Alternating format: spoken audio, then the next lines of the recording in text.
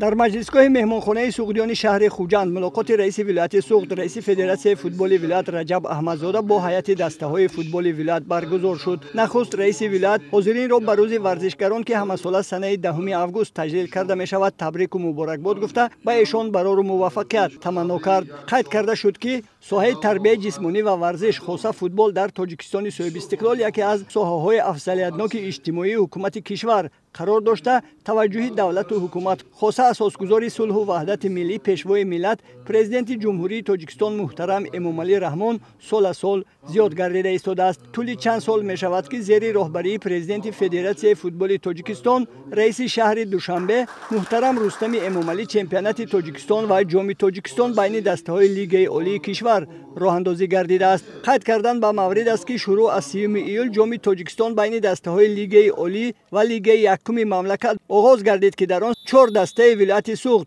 از جمله دسته‌های خوجند شهر خوجند، اسخطه شهر خوجند، استرافشان شهر استرافشان و پرواز فرودگاه بین المللی خوجند اشتراک نمودند. رئیس ولایت سوغد، رئیس فدراسیون فوتبال ولایت و دسته‌های فوتبال ولایت در ادامه جام تاجیکستان و مرحله دوم چمپیونات تاجیکستان بین دسته‌های لیگ عالی یکم و دوم برای موفقیت تمنا نمود. در ادامه چاره‌بینی برای اشتراک فعالانه در دور 1/8 نهایی جام تاجیکستان و دسته‌های خوجند، اسخطه خوجند و استرافشان شهر استرافشان مبلغ‌های پولی و توپ‌های چرمین کسبی تحفه کرده شد. فوتبالبازان هر سه دسته به مبلغ 100,000 سومانی در مجموع 300,000 سومانی قدردانی کرده شدند. مربیان و بازیگران دسته‌های ذکر شده برای چنین توجه و غمخوری منتداری خود را به فدراسیون فوتبال تاجیکستان، مقامات اجرایی حاکمیت دولتی ولایت سوغد و فدراسیون فوتبال ولایت بیان نموده